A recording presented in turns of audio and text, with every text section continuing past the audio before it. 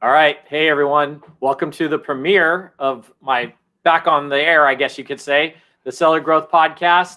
And today I've got Ryan Cramer from PingPong Payments. Hey, Ryan. What's up, everyone? Hey, Rob. How are you doing? Doing good. So, Unlike, funny, Ryan. not like we haven't been talking or anything like that for every day, like for the last 3 months or something like that. But man, it's been 2 months since I've posted a podcast. I mean, I've been on podcasts, but it's been a couple months since I hosted. But, you're missing out there in the interwebs. Like I'm taking over your spot, I guess. I am, right? It's great. It's great to be back on. It's great to see everybody, and I've been having a great time just catching up with everybody the last couple months.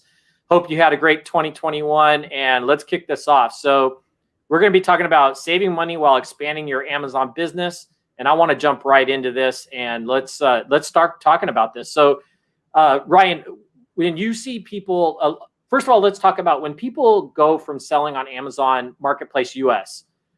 Being that you guys handle a lot of the international stuff, where do you seem to see that they go next? Is it like Canada, the UK? What marketplace do they usually go next when it comes to Amazon? Yeah, good question. Naturally, I think a lot of people are starting in the US because that's where a lot of the eyeballs are. That's where a lot of the transactions are happening. But believe it or not, I think the last data that we shared was like the third marketplace, which I didn't even know this, and maybe this is something new for people, is like Japan. Like Amazon Japan is a really budding market, and there's a lot of great opportunities over there. I think the natural ones are Australia, and then obviously Europe is a very easy one to get into if it's not Canada, if you're located in the United States. But probably if you're in the US and you're selling in the US, your natural next step would be for international growth, Canada, and then Mexico is still, I think it's going to boom here shortly. It's still kind of little less traffic wise in terms of international marketplaces, but they typically go either Canada and then kind of expand into Europe. That's where we see a lot of traditional movement, but each person and each seller is their own. It depends on your appetite for growth, your product selection, and where there's opportunity. Yeah. So a lot of people, well, they may or may not know that when you're selling on those other marketplaces, there's other fees involved, not just the standard Amazon fees. Why don't you kind of go over what some of those fees are, and do they vary marketplace to marketplace in Amazon? Are they consistent across the board? Kind of explain that for everybody. Yeah. So it's kind of funny, as Amazon sellers or marketplace sellers, people are just really used to paying fees, whether it's like have to pay a fee to, have inventory in an FBA warehouse, or I have to pay a fee for logistics and suppliers or 3PLs. A lot of people just don't have their kind of mindset on where the money's coming and going. But in terms of international growth, it's kind of even a more hidden, I say like a hidden place where people are, where the money's kind of going, right? So when you're selling in an international marketplace, just for educational purposes, you are going to be selling and receiving funds in that marketplace. So if you're selling in Europe, you're going to be receiving euros. If you're selling in Britain or the UK, you're going to be receiving pounds. And Amazon, when you set that up, naturally, different marketplaces, you load in a bank account or you load in wherever you're used to receiving funds. Same like Amazon in the United States, every 2 weeks, they're going to be sending your remittance to your bank account. Amazon has a very nifty and easy way to get that money to your bank account. They'll do the transactions for you. They'll convert it back to your home currency, no problem, no sweat. It's pretty easy and straightforward, right? But with convenience comes cost, right? So when you start to ask the questions like, am I actually receiving those funds that I'm supposed to be issued? That's kind of where we pull back the curtain and show where people are not getting screwed, but you're just leaving money on the table is the phrase we like to use. So that being said, when Amazon pays you out every 2 weeks, you're going to be converting that, say in euro to USD. That conversion can happen and you can break down the math. You go into your Seller Central account, you kind of do the math, you take all the FBA fees, all the fees that Amazon kind of tax onto you, and then you can see at the end what that dollar amount is that they're paying you. You can go into Google in real time what the currency valuation was on Google that day. So the transaction from euro to USD, you can actually see what the rate would be, is what we call it. with that being said, you can do the math of what you should have received versus what Amazon actually paid you out. And that's the difference we're talking about. There's a typically 3 to 5%, as high as 5% difference on what you should receive as a seller versus what Amazon is actually paying you out. And that's not a math like mishap. That is, Amazon is breaking down and converting your money for you. The convenience is costing you 3 to 5%, unfortunately. So that's kind of where you're leaving money on the table internationally in a marketplace. But there's also when you're paying a supplier, right? So people don't understand, if you're paying a supplier in a different country, there's two ways that they're gonna either ask you to, pay for your goods, either in USD typically, or they're gonna ask you to pay in a local currency. If it's China, it's RMB and CNY, which is what the local factories and manufacturers use. If it's in India, it's it's their local currency. If it's in Mexico, it's in the peso. So there's multiple different ways that you can pay your invoice. The commonality is USD. You go to your bank, you wire the funds, and then they convert that for you. You think it's like hands off. There's no fees associated with it, right? But with suppliers are smart. They're going to take that currency conversion. If they're receiving USD, they're going to put that fee, what it would cost to convert to their local currency, put it onto your invoice, and you, the seller, are going to be paying those fees. So at the end, you're paying those conversion fees anyways, and it's as much as 3 to 5%. Plus, if you're wiring money from your bank, you have to go there in person. You have to make sure all the information is correct. You have to basically have a mini heart attack until they receive your money. And if it's as large as 5-6 figures and you're converting and sending it to a bank, you also have fees associated with the wire fee, which is $50 to $150. And if you're a seller, those add up over time. But when you're doing those kinds of things, those fees kind of trickle and they start to add up quickly, and people just don't understand. They think it's the cost of doing business. Same with when you're paying your supplier or manufacturer. You even have to pay your VAs, for example. A lot of people are using VAs to do your MWAs, which I'm stealing from Mike Zagari, the minimum wage activities, if you will. If they're doing things like listings, or they're doing optimization or doing ads, you can actually pay your suppliers too. But are you paying it through PayPal, which is 6-7% of fees when you're using PayPal, or using your bank account, which again, we already touched on those fees. So there's a lot of different ways as sellers and as business entities that fees kind of crop up here and there, but they're necessary. But people are just not educated on how to save on those kinds of fees. No, that's perfect. And once again, if you're just joining us, I'm Rob Stanley. I'm Chief Marketing Officer for AccrueMe. I got Ryan Cramer from PingPong Payments with me. And we are talking about, when you're expanding your business, there's ways to save money, and saving money is making money. And that's what Ryan's kind of getting at here is when you're wiring to, let's say you're wiring to China, right? Like a lot of the Amazon sellers do, they wired money to China. They've factored in, the factory who's taking your money has already factored in that conversion. And sometimes they'll put that conversion in their favor, right, Ryan? They'll definitely tweak it so they get a little extra out of it. And what you're basically saying is if you go and are paying in their local currency, now they don't have to convert it, and usually you're getting a discount. By doing that, because now you don't have to play around with the different fees and everything.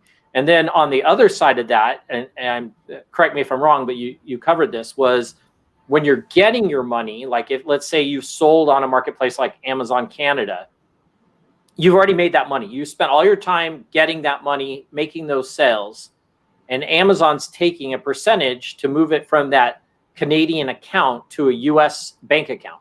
And what you're saying is you guys can help with that fee and reduce that. So that's a win to me. Why would you not take advantage of that? You took all your time to make this money on these other marketplaces, and Amazon's taken a bigger cut than they should be, whereas PingPong could come in and make that cut not as large as it used to be, or as it was. Sorry. So, you're right. How does that work? Yeah. So think about convenience, right? I like to think of business in 3 different models. You're if you're an entity or service provider, you're saving somebody in one of three ways. You're saving someone's time, you're saving someone's money, or you're saving someone's effort or convenience. When you're talking about converting money or when you're receiving money from a different marketplace in this context, Amazon is giving you a convenience, and they're going to charge you for it, because otherwise I have to go to Canada, I have to set up a Canadian bank account to receive Canadian dollar. And then that way, once I receive it, what am I going to do with it? Like if I'm a US seller, I can't spend Canadian dollar here in the United States. I can't go to I can't pay my employees in Canadian dollar. What are they going to do with it? So each marketplace is different, and somehow has to come back to useful currency for what you need. And now that might be a Canadian dollar for wherever you're located, but for a lot of sellers, if you're in the United States, for example, it might not be that. So what we developed is kind of a virtual bank account, if you will. We've developed a series of a point-to-point system working with tier one banks. So when I say tier one banks, I mean like Citibank, Wells Fargo, Mercado Libre. You're talking with HSBC, like big name banks where we actually have partnerships with them to open bank accounts and virtual bank accounts on behalf of sellers all around the world. So the value proposition and the service and kind of solving all those three things I talked about, the time, money, and effort. First is time. You don't have to go to those countries and set up a bank account in person. You have to used to do that, and you still have to if you want a bank account in China or in India or in Canada. You have to do that because you have to verify yourself as an entity. You have to make sure that you are who you say you are, and that's called like a KYC, like a know your customer. So banks have to, for compliance reasons, they have to make sure you're a legitimate entity, a business. And then once you have that set up, yeah, that's great. But those other fees, like the wire fees, all the other fees that incur with banks, those you as an entity are a lot smaller than someone like PingPong, who did $20 to $25 billion in transactions around the world last year. So we work on behalf of e-commerce sellers and Amazon sellers. So saving that time, money, we actually, because we do so many transactions, we're able to save on FX rates for Amazon sellers. What I mean by that is that 3 to 5% that Amazon would be charging you. And again, that could be lower depending on your volume. Amazon might have said, hey, even 1.5% for you. Well, because we do so much and we have those relationships with those tier one banks, and you're not jumping through 2-3 portals, and because we have our own network, you're able to actually only pay out the maximum if it's a fee and using PingPong. The maximum that you would be paying on FX or foreign exchange rate would be 1%. So that's the fee that we'd be charging you if you put money into our system. That's maximum 1% fee. If you withdraw it, it's maximum 1% fee. So if you're paying out PayPal, like to your supplier, for example, and you're just paying 5% or something crazy like that, and you look at PingPong and you're only doing maximum 1%, instantly you're saving 4%, and that money can go to your bottom line. You can pay out that supplier, invest more into your product, invest more into advertising. You can just take that money and pay yourself even. So the kind of possibilities are endless. When dollars are so thin and your margins are thin when you're starting out, every dollar counts. So we enable the beginner sellers and Amazon sellers or e-commerce sellers to be able to take those dollars and make it work for themselves instead of paying the unnecessary fees to VAs, to your supplier, manufacturer, and then obviously putting in your own pocket. And then the third is time, money, and then effort. So effort would be, if you're going to expand as an entity, you want to be able to have all your money in one place. With like if you're growing on Amazon to different marketplaces, or on Amazon to even Shopify this year, or wherever you're going to be located, you want to have a place where you can see all of your money coming and going. So that's where we built out the technology to be able to receive funds from not just multiple marketplaces and almost on every single Amazon e-commerce marketplace, but on Shopify, on Rakuten, on Wish. If you're on any of those locations, the only one like that's not popular right now would be Walmart.com. But even then, you're still going to be paid out in a different currency, or in a different account. But on most major marketplaces where you might be selling a good, you can see where all of those funds are going to one location. So you don't have to have multiple accounts and money floating around. So that's kind of what we have solved in terms of that capacity. Yeah. Now, what about, what if I decided, hey, I want to try to just do this myself and go open my own virtual account? I mean, couldn't I just go to my bank and start cutting a deal with them and just say, hey, I want to do this myself and, try to go around doing it throughout you guys? Or is there special things you have to have in place? Well, yeah, you could. So I guess, your question would be, can I go to my bank and say, I want to receive Canadian dollar or Japanese yen or anything like that? Mm-hmm. You as an entity are not big enough for them to be able to do that. It's not worth their time, money, and effort to be able to invest in you. But no offense to anyone out there, but you're not big enough to be, I'm going to say, what if you're even a 7-figure seller and you're looking at comparison between us and like even our competitors, you're talking about $25 billion in transactions versus maybe like 7 figures. You can be big enough where you go to a bank and say, hey, I can get a line of credit or work on my rates for them, but they're only going to be working in like local currency. If you need bank account in like, for example, China, I'm going to go back, and this is kind of our win for everyone. Because we're an international company, we have great relationships with banks in China, as well as internationally as well.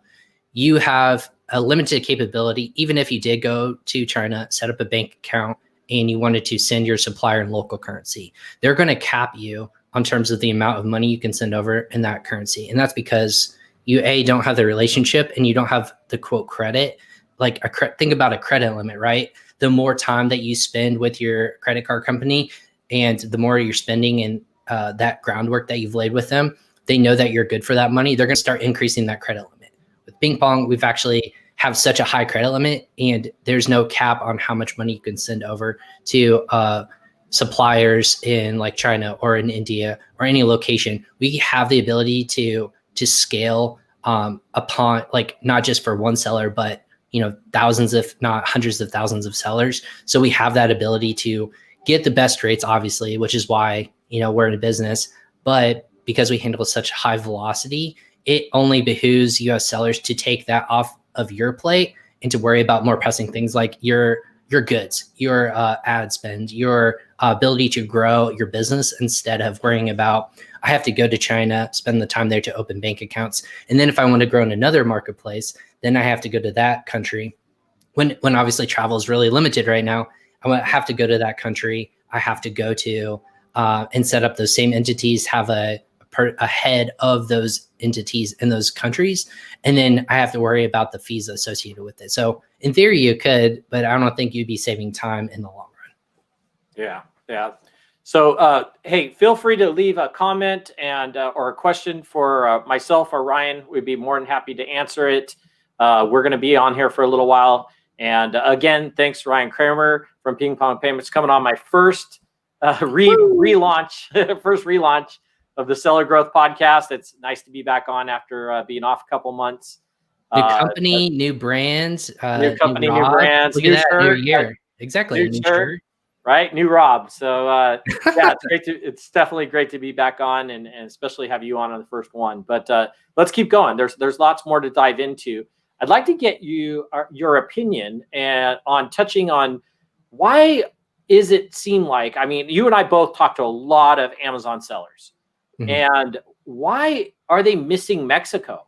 I mean, I think Mexico would be a great place with all the tariffs going on right now between China and the United States. I guess it depends on the product, but why not look at bringing in some products from Mexico? And then on top of that, India. I mean, right. When I was selling on Amazon, my company was selling, we were bringing stuff in from India. So kind of touch on that and tell me what your opinion is on that, and maybe what some tips you can give everybody as far as saving money in those areas. Yeah, that's a good question. So I think Mexico, a lot of people are starting to look at, like, especially importing, on what the capabilities are for different countries, not just like in China, which is like the typical golden company, or like I say country, because of the logistics and the trade logistics, basically behemoth that they've built out. It's an easy kind of load in yourself as a seller, and easy to integrate with other manufacturers and suppliers there because of just the ability to find somebody that works for you. I had on my podcast Megala Bhargwaj from the India sourcing show, and she was talking about just the differences between sourcing from India and versus China. Obviously, one's great at a lot of different. Like I would say, China is great at like electronics, for example, and like plastics or non-natural goods. So anytime you need something like pieced together or assembled, those are going to be great places to source from. On the flip side, India is more of like the natural goods, like wood or more like spices and herbs, and more of those home and gift items that each country is going to be great at building those infrastructures. Now, so that's a great company to obviously take a look at, and I would suggest like looking at her content and finding out ways to potentially source from India. I think that's a really budding market, obviously. And so wait, Ryan, hold on. Go ahead. So I hear just the opposite of that. So I've been talking with Colin Raja and his wife Angie, and he's got India sourcing website. I can't remember off the top of my head, but I'm going to have him on the show. So when I talked with him, though, he's telling me very different, that there's a lot more products available there than people think, and that he. Are you talking about in China? No, in India. Oh yeah, that's what I'm saying. There is a lot more. So like, so India is known for like those things. I would say like that's their bread and butter, but they're starting to iterate from that, and they're growing their chain and logistics chain. So I think a lot of people don't look at India as much. The point is that China is such a well-oiled machine. It's kind of like lost upon other countries to even like differ from outside of those countries. So that's a good point. There is more than just those kind of layup products, but that's what they're known for. So yeah, India does have a lot more to offer. And I would obviously, Megala is going to be more of an expert than I am. I've unfortunately never been to India, but obviously that's a market that's expanding in terms of looking outside just Chinese manufacturers and distributors. Although great and plentiful, there's other countries that are fantastic at even sourcing from. Even the United States, a lot of people are like, oh, everything's expensive. Everything is, it's so much more to source, even if you're here locally in the United States. It's not the case for everyone. It just really depends on your product, your niche, and then the network capabilities that you build out with finding logistics or manufacturers. So it actually might even behoove you to source from the United States. Mexico, on the other hand, I do think I've heard that quite a lot, that a lot of people are starting to look into the Mexico landscape in terms of both sourcing, but also selling, just because just like any marketplace, Amazon's really focused on .com because that's where a lot of the selling happens. But then they start to roll out a year or a little bit less some of the features on these marketplaces. So I think selling capabilities and the marketplace in general is going to start to take off. But then manufacturing and logistics in Mexico is also something that they're starting to knock on the door of. Great goods, obviously in terms of like costs for sellers who are in the United States, it's a lot quicker turnaround time because it's so much closer than China or in India. So those are definitely things that if you are a seller, you can look at for sure. And if it's a time sensitive issue, or if it's a manufacturer that can do just as well, if not better than a company in China or India, then yeah, absolutely. I think that's something that a lot more people are going to take a look at, especially, with the issues we have with Amazon not accepting goods. There's just a backlog in China in terms of like sourcing and goods, with pandemics and company, just factories shutting down for like different holidays and for health reasons. There's so many different ways that you have to be nimble enough to source, hopefully from different countries. If not, you might be like backlogged a couple months, and that could be detrimental to your business. Yeah, and I think now is the time. Now is the time you need to be looking at other places to source from. I mean, we've got so much going on with China. There's a lot of issues between the U.S. and China. We're not going to get into all those, but now is a good time when we're starting slightly coming out of the pandemic a little bit. I mean, there's hope at the end of the tunnel. So, I think Mexico could be very interesting. Now, from what I understand, and I could be wrong, actually a lot of raw goods come from China to Mexico, and then they either assemble it or build it or make it in Mexico. And I just think it could be, it's right. I mean, they literally can drive a truck over. You can get your stuff in a couple of weeks, and supplies could be really quickly brought over from the factories down there. Again, like Ryan and I both pointed out, they're still ramping up. There's still certain products you probably can't get made there. And, but then again, India too. India is always a good one. So, yeah. So again, go ahead. Just there's companies out there like Innovaland, shout out to Francois over there and his team. Like they work with like logistics and like manufacturers in terms of like finding ways to get your goods to you quicker. And then also just like expanding outside the traditional landscape. I know like, those are like different countries like those. They're so much more intricate in terms of like how you get goods. And like you said, if it's manufactured in China, but put together in, Mexico, obviously those are things that depending on your product, it might behoove you to look at that kind of capability as well.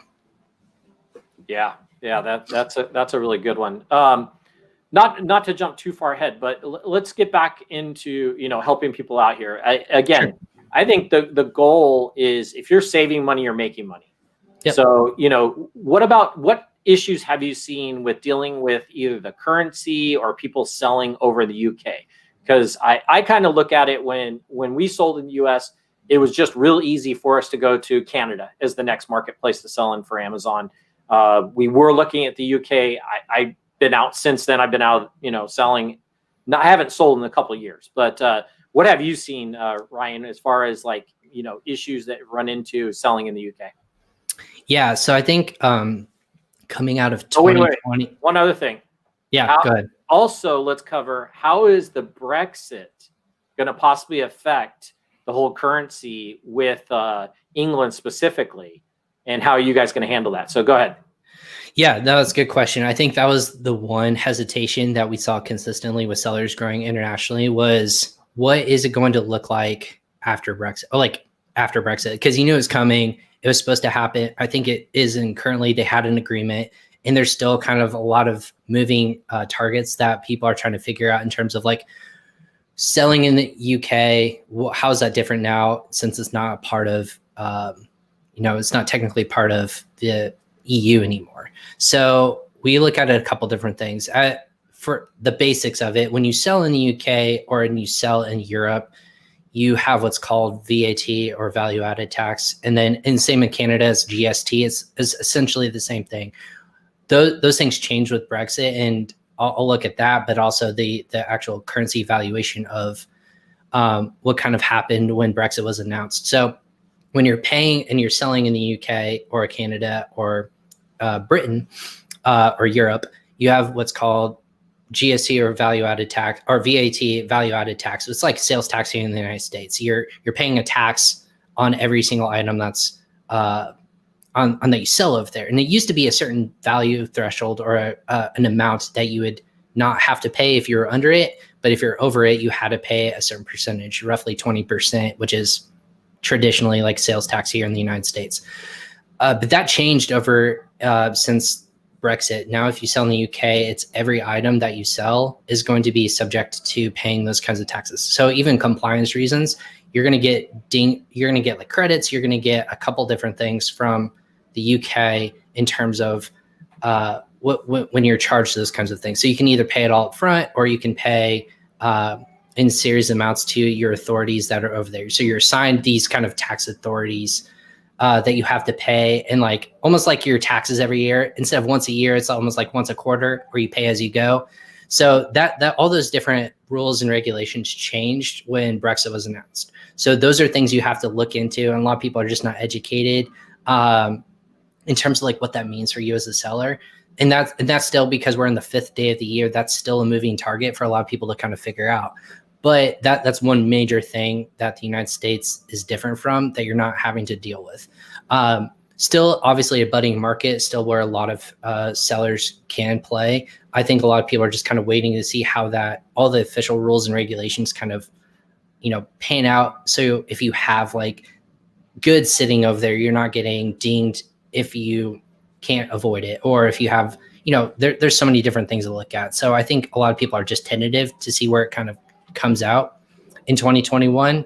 But stay tuned. I know there's a lot of articles that are circulating, like what it means for you to sell in the UK. So I know, gosh, I'm trying to think of I just saw one over at, there's a great article I can talk about if you go to marginbusiness.com. So Omar and his wife, Emily, they had a great article. All you need to know about VAT in Europe.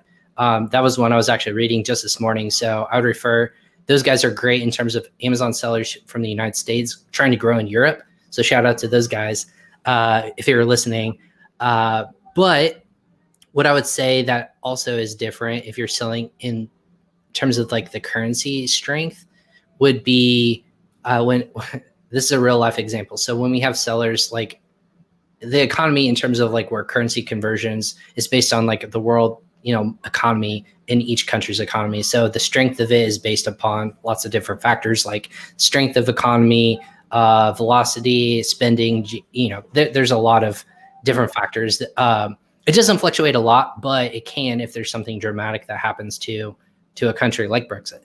So we had sellers that when Brexit was announced, they were selling in the UK, had tens if not hundreds of thousands of dollars that they were doing in UK, doing very well. But then when they converted over, when it was announced, the value, and this was a US seller, when Brexit was announced, they were instantly, the valuation of a pound bottomed out. It just completely plummeted. So in theory, you had all this revenue sitting there that you were bringing in. But when you convert it, if you convert it to a stronger currency like the USD from where the pound was beforehand Brexit and then after, you lost potentially tens of thousands of dollars just because of something as ground shaking as Brexit. So that's a scary thought for a lot of people of if there's an economy in fluctuation, you don't know where it's going to go. People even said this about the US dollar, like the strength of the dollar can, if inflation catches up, like obviously the value of a dollar is not going to be as strong anymore.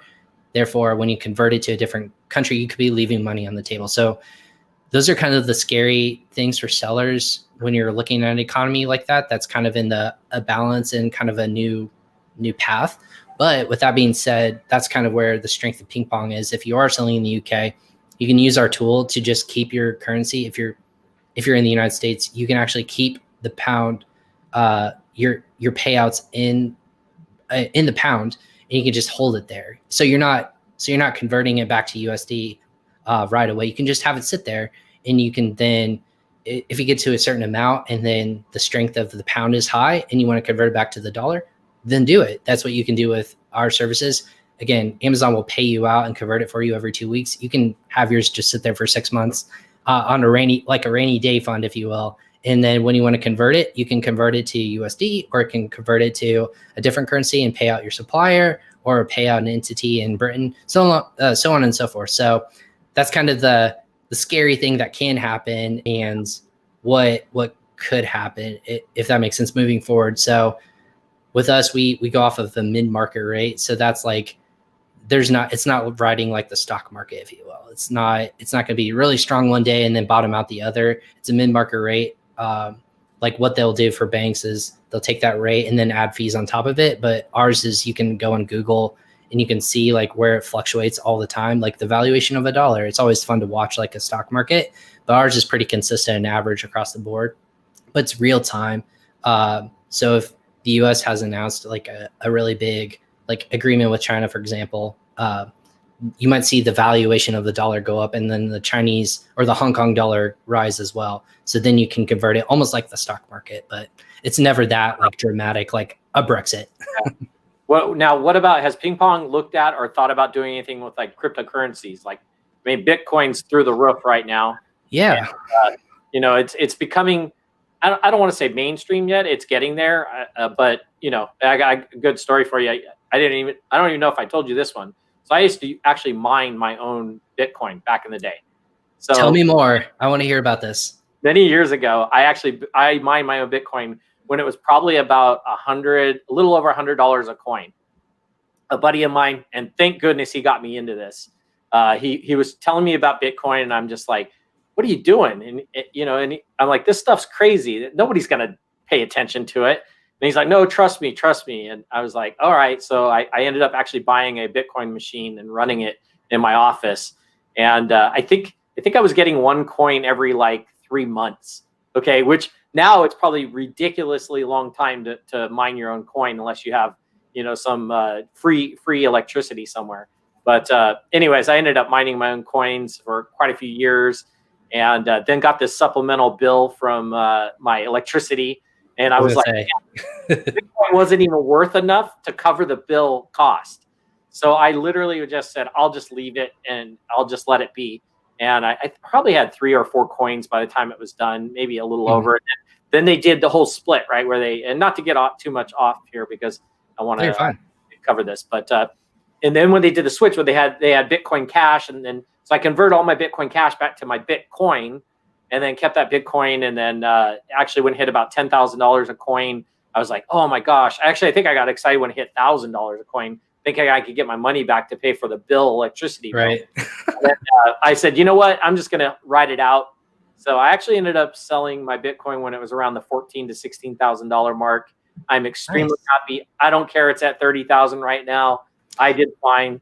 So it was, and I paid taxes on it, by the way. So yeah, no, I mean, and that's the thing is like, so Bitcoin is kind of like that hot commodity, right? Like a lot of people who like bought it early on, it's kind of like it's like a disruptor of like currency, right? But it's not regulated. So that's the one thing that where PingPong as a company is looking at, is like, because we have these partnerships with banks and whatnot, until like something gets like regulated or there's set rules in terms of like value and like where you can kind of see it coming and going, and when there's more people that are making transactions in valuation of Bitcoin. Like I saw, for example, the first NFL player talking about Bitcoin got paid out in Bitcoin like recently. And So it was just like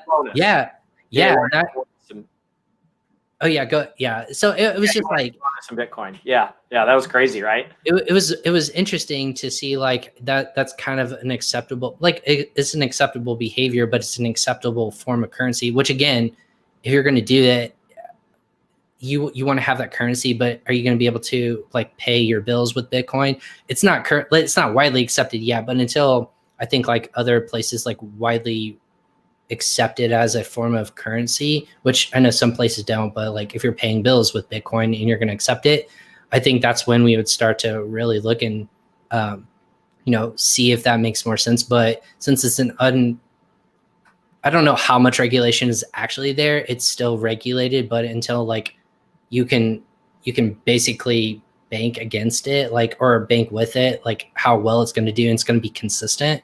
I think that's what we're keeping an eye on, and just seeing like what kind of where the world economy kind of comes, right? It's not the shiny new object in the place, but it's definitely something to keep an eye on for sure. I think it's intriguing enough to like watch it for sure. Yeah. So again, I've got, if anybody has any questions or comments you want to make, feel free to hit Ryan and I up. Make sure that you hit that like button on Facebook, and subscribe if you're watching us on YouTube. And of course, if you're listening to the podcast, be sure to download it and give us 5 stars there. So yeah, moving on. So Ryan, what about as far as PingPong is concerned, and how do you, and I know you get asked this because I get asked this all the time, but how is PingPong different than some of the other people out there that, do the same type of service where they'll give you the discount rates, or they'll, set up the bank accounts for you? Tell us how PingPong's different. Yeah, so that's a good question. Basically, you're working with me, and that's a plus in everyone's book. So obviously, I'm the number one key. No, so what's different, and I think the one thing we're fighting, to be honest with you, is like name recognition. So it's like branding and being aware of in the marketplace. So a lot of great companies, even though they might be first to market, they might not have the best product, right? We do have competitors out there that have been around longer. We've been around for 6 years, and we're still technically a startup, but we started in the United States. Kind of our story is we started in the United States, moved our international headquarters over to China, worked with Chinese sellers over there to be successful in Europe, and kind of like worked, I say backwards because it's not the traditional like start in the United States approach. We started in the United States, moved to Asia, kind of really grew the Asian seller marketplace and helping them grow their, building out their needs there. And then worked through Europe and then kind of came back, and our real focus is now on the United States marketplace.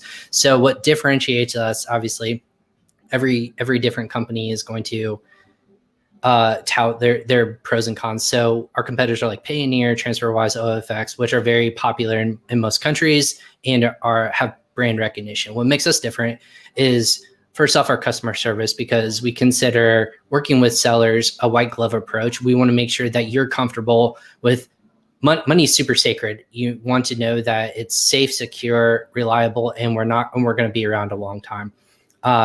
We have the ability to like work with you individually, and you're not like just gonna go with it and hopefully it works and you're getting the best rate possible.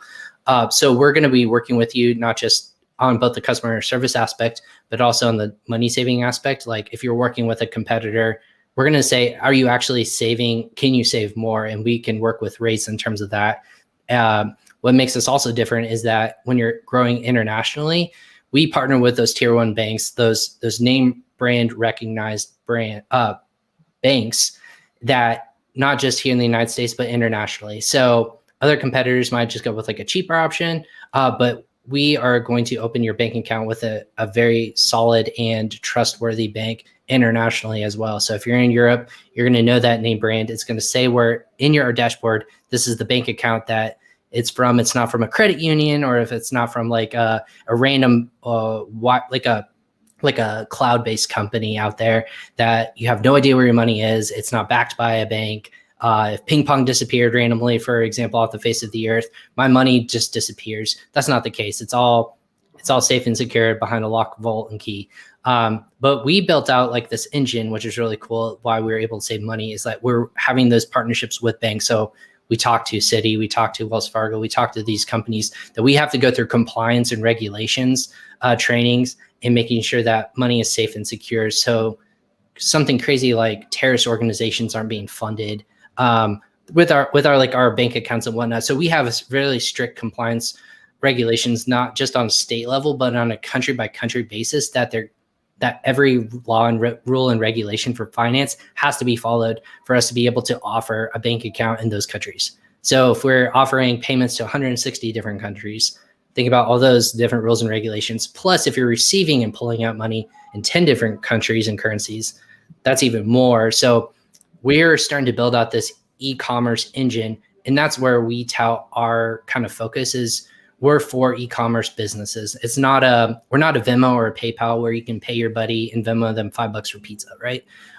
That's super one-off, and those transactions are small, and they're very hard to be regulated because they're so tiny in terms of like money transacting. We're in the business of working with companies and sellers who are going to be sending more money, but also like how they can grow and save money in that capacity, making sure it's safe, secure, and reliable.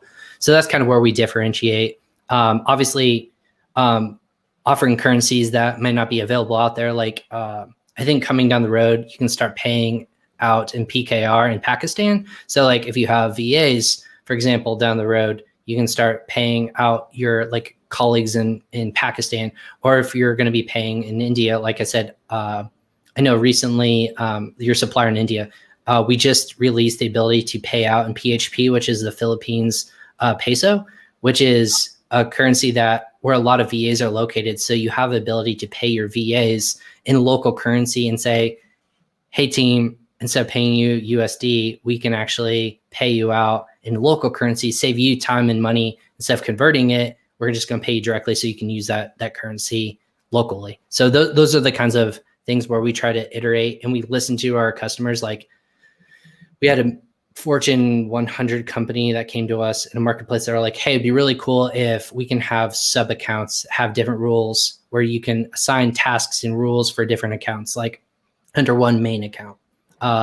Like I don't need my assistant to be able to withdraw money, but I want them to pay out my supplier, or I want my accountant to pay out VAT and GST, but I don't want them to like pay a supplier. So you can set those rules and regulations within our dashboard. And that was because we listened to a big client, obviously, but a client nonetheless of, hey, it'd be cool if ... And we were like, all right. And then a month or two later, we built out that ability to be able to give them something what they wanted. So you may not have heard of us, but we're still definitely up there in terms of like a company that's up and coming, and a lot of people are going to be needing to be aware of us for sure. Yeah. So I bottom of the screen, be sure to check out PingPong Payments. The website's down at the bottom of the screen. And Ryan, just real quick, anybody who's coming in late, just real quick, go over again all the different things PingPong offers, and then how they get a hold of you if they're interested in getting going with you guys. Yeah, 100%. So the best way to get a hold of us, if you're listening to this, obviously tag me in social media. So like I'm on Facebook, LinkedIn, wherever. Only place I'm not available is Clubhouse, and that's a different story. We're not going to talk about Clubhouse. If you tag me and you have a question, I'm going to make sure that you're aligned instantly with our team of get your questions answered, and then make sure you get signed up ASAP. And that could take that same day if you are really needing to find a money saving solution. But our website is usa.pingpongx.com. But if you contact me beforehand and before you sign up, if you're a new customer, we'll actually give you a month of free transactions, both sending and receiving. Just go ahead and tag me and say like, or I heard you guys on the Seller Growth Podcast. Just tag me in it and we'll get you guys hooked up with just no fees for the first month you use us. So that being said, recapping, you're going to save when you on three ways: sending money, receiving money, and then you're going to be paying your tax authorities if you're selling in Canada or in Europe, your GST or your VAT.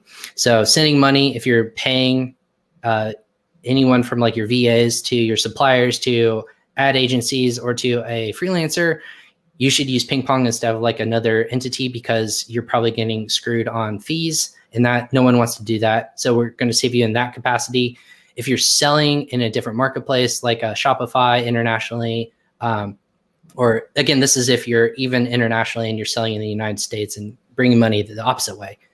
If you're selling in the United States and you live in Europe and you're converting money over, if you want to save money in terms of not paying fees and keeping more of it to invest in your business, your product, your own self, buy something nice for your family, we want to make sure that you have that capability. So receiving funds, you're going to save on those fees by using us. And then also it integrates in other e-commerce marketplaces, not just on Amazon, but on all those other marketplaces.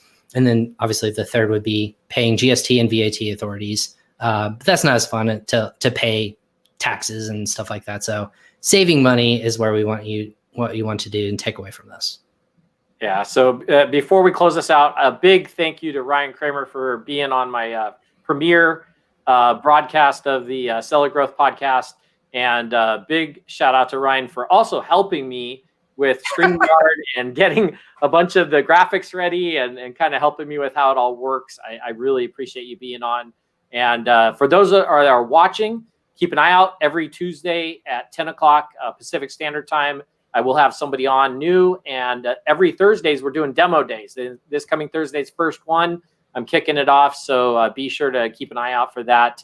And Ryan, I really appreciate you coming on and sharing all this great information. Go check out PingPong Payments or PingPong Payments, and just search PingPong Payments on Google. You'll find it. And again, I'm Rob Stanley. I'm Chief Market Officer for AccrueMe. Take a look at AccrueMe.com if you're looking for some funding for Amazon sellers. And really appreciate it, everybody. Thanks so much for watching. Yep. Thanks, Rob.